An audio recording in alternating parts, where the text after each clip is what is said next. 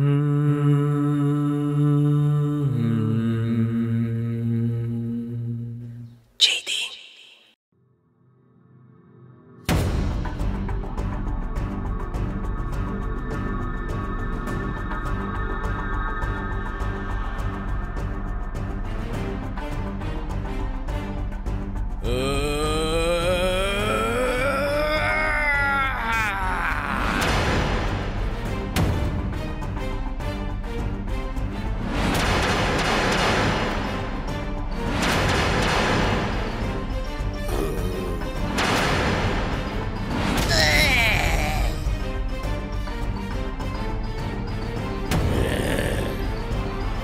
Tikman mo ang higante ng lahat ng mga balaw!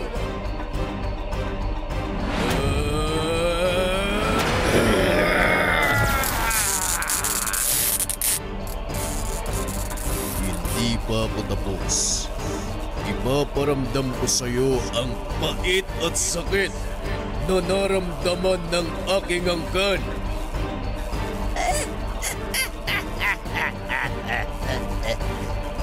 Gawin mo ang dapat mong gawin.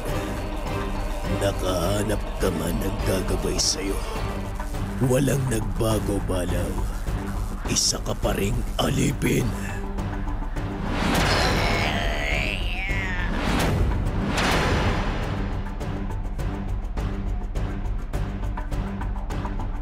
Nakakakilabot na enerhiya ang pinapakawala ng dalawang malakas na nilalang.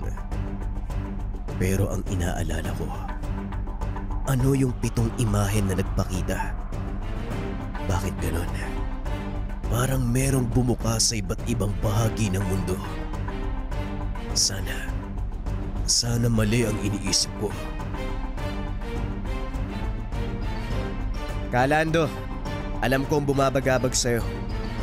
Mahabang panahon na ang nakalipas magmula nang naramdaman natin ang presensya ng impyerno. Mukhang tama na naman ang proteksyon ng mga nakakatanda. Mula sa 7 bahagi ng mundo, lalabas ang 7 kadiliman na siyang lulukob sa liwanag at sangkatauhan. Isa ito sa mga kinakatakot natin. Kaya personal tayong pumunta sa lugar upang makita ang mga sinasabi ng mga nakakatanda. Naway gabayan tayo ng amang may likha. Talagang gagabayan tayo ng amang may likha. Huwag niyong kakalimutan, kasabay ng 7 kadiliman, nariyan din ang 7 anghel na lalaban sa kanila upang protektahan ang sangkatauhan. Buhay pa rin pala ang nakakatanda. Matagal na panahon ko na silang hindi nakikita. Buhay na buhay pa sila, Haring Duwende. Sila ang dahilan kung bakit kami nandito ni Mark. Sila ang nagsabi tungkol sa isang kalabaw na siya magliligtas sa sangkatauhan kasama ang kanyang ginagabayan. Pero hindi ko inaakala na aabot sa ganito ang lahat. Maging ang 7 kadiliman at liwanag ay magbabanggaan. Sa lakas nila, kayang magunaw ang mundo sa isang iglap. Bukod sa 7 kadiliman at 7 anghel, nariyan din ang 7 banal na sandata na ibinigay sa mga tao upang tumulong at promotekta sa sangkatauhan at mundo. Kung sakaling tama ang lahat ng sinasabi natin, kailangan nating mahanap ang 7 tagapangalaga ng 7 banal na sandata. Isa-isang problema lang, mga kaibigan. Sa ngayon, ang saranghay ang nasa harapan natin. Ito muna ang ating tapusin at saka natin harapin ang iba pang mga bagay. Tama si Mista. Sa loob ng mahabang panahon, walang sino man sa mga balaw ang nakapagpalabas ng 1,000,000 sungay ng mga balaw. Kaya hindi ko lubos maunawaan kung paano itong nagamit ni Haring Balaw. Malakas at mataas na uri ng salamangka ang kailangan upang mapalabas ang ganitong uri ng sandata. Batay sa aking pagkakakilala kay Balaw, purong lakas ang meron siya, kaya't imposible itong mangyari. Noong binasbasan ko si Haring Balaw, hindi ko nasabi sa inyong lahat. Binigay ko kay Haring Balaw ang malaking porsyento ng aking kapangyarihan. Ramdam ko ang kabutihan sa puso niya, maging sa batang si Jonas. Kasama ito sa kasaysayan ng mga diwata. Milyong taon na ang nagdaan. Inaantay namin ang pagdating ng tagapagligtas, ang karapat-dapat na pag-alayan ng kapangyarihan.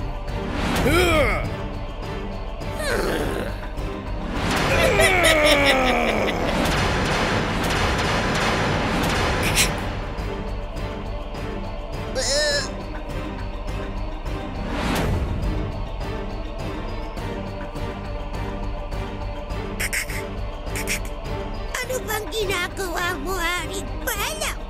Tama na ang paglalaro. Tapusin mo na ang laban. Patayin mo ang sarangay. Pakiusap! Hindi mo na kami madadala sa panlilinlang mo, Saul. Ngayon nagkukunwari kang kasapi namin dahil alam mong kaya naming talunin ang sarangay. Eh kung tutusin kung hindi dahil sa'yo, hindi naman makakalabas yung pangit na yan mula sa impyerno eh. Hindi mo naiintindihan. Hindi mo naiintindihan.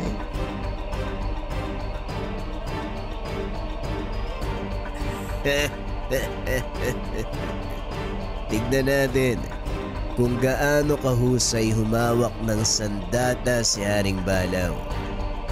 Hoy! Haring Balaw! Kapag malakas ang puwersang taglay ng isang sandata, hindi mo kailangang puwersahin o bigyan ng lakas ang paghataw. Hayaan mong ang kapangyarihan ng gamit ang magdala sa'yo kung paano niyang ibibigay ang 100% kapangyarihan. Balanse, Balaw. Hindi lang ikaw ang lumalaban, kundi ang milyong balaw na pinahirapan ng mga sarangay. Aralin mong kumonekta sa lahat ng naramdaman nila at itong magbibigay ng lakas sa sandata. Kumonekta sa kanila. Pakiramdaman ng sakit at pait na naramdaman ng lahat ng balaw. Tinatawagan ko kayong lahat.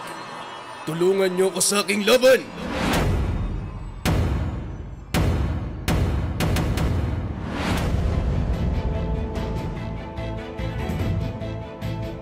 Lakas, utak, dalawang mahalagang sangkap sa pakikipaglaban. Ngunit ang pinakamahalaga, ang pandama o pag-ibig sa digmaan, ang dahilan kung bakit ka lumalaban.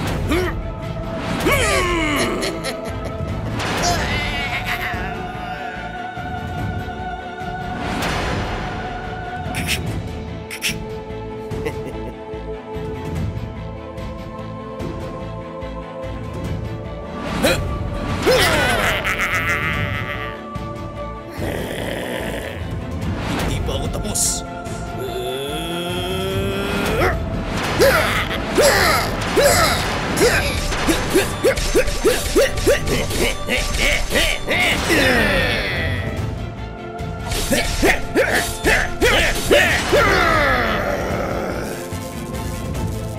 Itong sa'yo!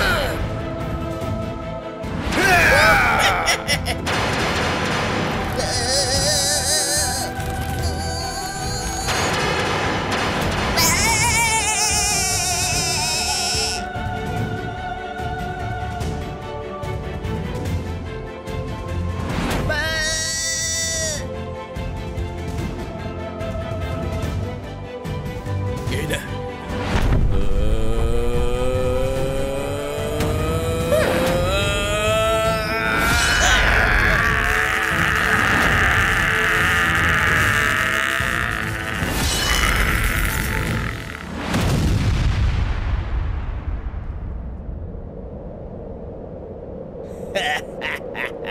Magaling, Balaw. Tandaan mo ang pakiramdam. Tapusin mo na ang laban.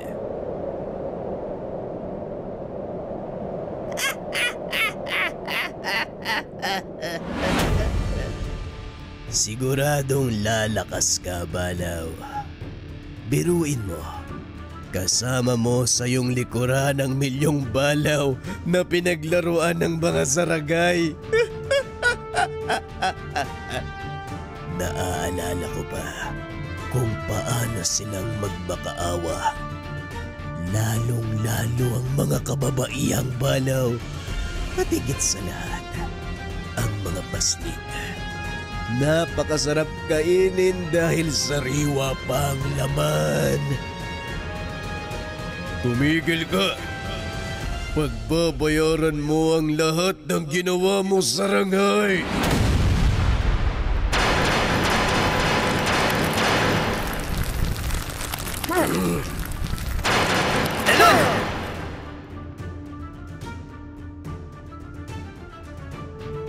Bakit, Balaw? Totoo naman mga alipin lang kayo. Kahit magbago kayo ng anyo bilang kalabaw sa mundo ng mga tao, wala namang nagbago. Nagmimistula kayong utusan. Nag-aagapay sa mga magsasaka. Nakakahiya ka. Tinatawag mong hari ang iyong sarili at tagapagtanggol. Ngunit ginagamit ka lang ng mga tao bilang utusan. Hindi totoo yan. Hindi ganyan ang tingin ko kay Balaw. Huwag ka munang makisali, Jonas. Personal ang laban na ito. Hindi, Balaw. Tignan mo ang ginagawa niya sa'yo. Nililin lang ka niya, Balaw. Huwag ka magpapadala sa galit mo.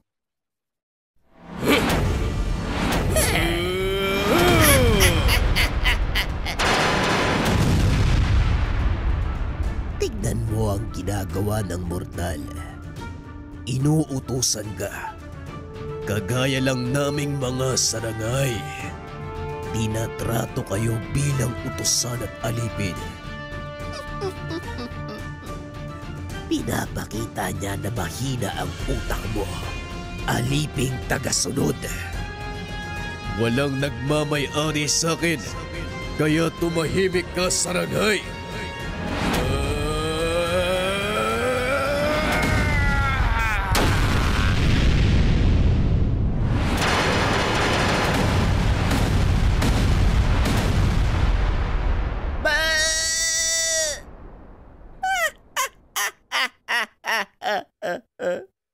Pwede na ang lakas mo para sa isang alipin. Sige, Balaw. Saktan mo ko hanggat kaya mo.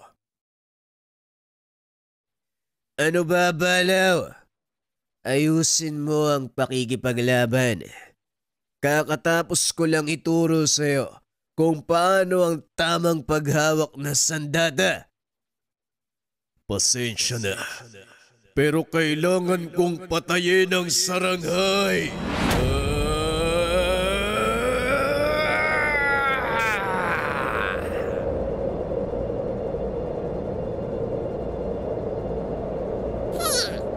Mukhang magkakaroon tayo ng malaking problema kapag tumagal pa ang laban.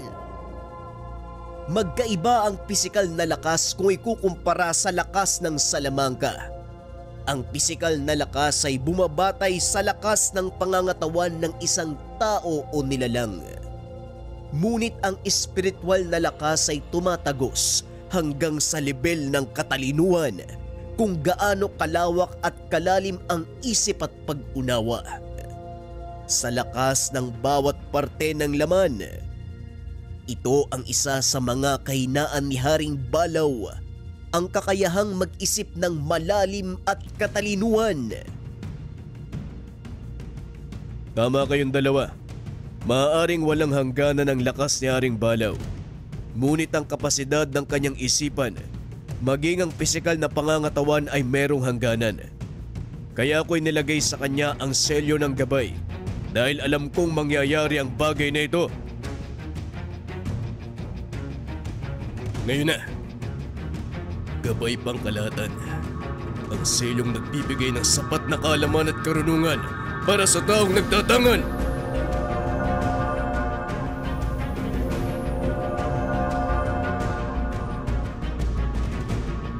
Amang may likha, bathala at ating mga ninuno, naway gabayan niyo ang itinakda. Ano pa ang inaantay mo, Balaw? Tapusin mo na ang laban. Patayin mo ang Daragay! Ang kulit mo ah. Hindi mo na kami madadala sa panlilinlang mo. Manahimik ka na, garapata! Ikaw ang manahimik! Isda! Ba! Maraming salamat, Lando, sa binigay mong tulong. Totoo nga ang kumakalat na kwento tungkol sa iyo. Walang katumbas ang iyong katalinuhan. Bago pa mangyari ang isang bagay, naiisip mo na at nabibigyan ng solusyon ang hinaharap. Mahusay ka, Lando. Marami pang tinatagong kakayahan ng aking maestro. Sa susunod, siguradong makikita nyo ang mga sinasabi ko. Salamat sa mga papuri. Tapusin mo na ang laban, Haring Balaw. Mga hari, bigyan natin ng karagdagang lakas si Haring Balaw.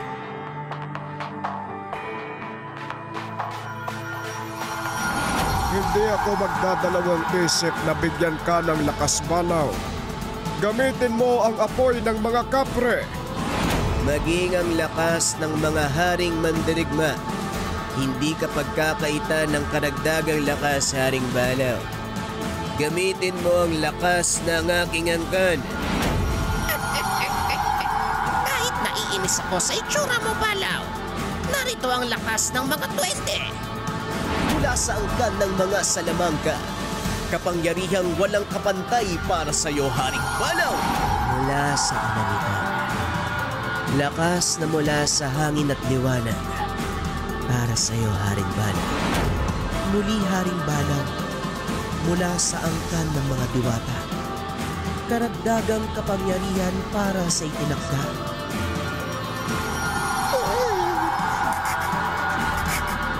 Pakiusap, Balaw. Ikaw na lang ang pag-asa ko.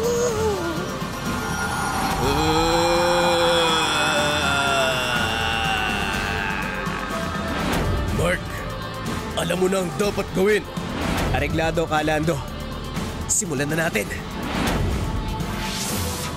Gabay Pangkalatan, selyo ng kapayapaan.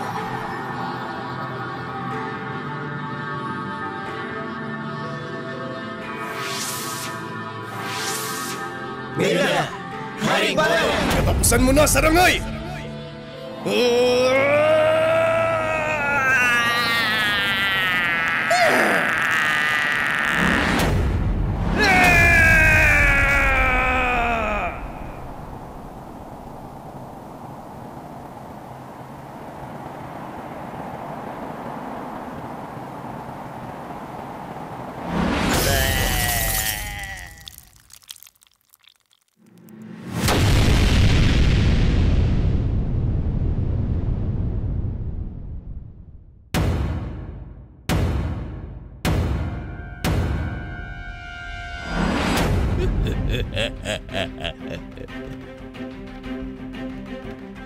Matagal na panahon magmula nang ginamit ko ang katawang tao.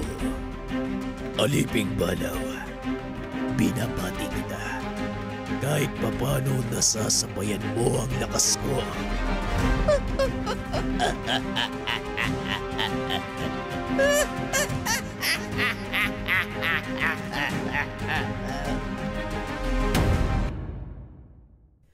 Para sa mga interesado sa Part 13, available ang Haring Balaw Comics Episode 13. Limited lang to sa 200 pieces, mga kabayan. Hindi na magpuproduce uli after ng 200 pieces. As of now, ang available na lang natin, mga kabayan, ay 128 pieces. Nakapag-order na ang iba. Kung gusto nyong humabol, mga kabayan, i-click nyo lang yung basket dito sa video. Cash on delivery na yan. Or pwede ring i-visit ang description. Maraming salamat. Kita-kits sa susunod na episode.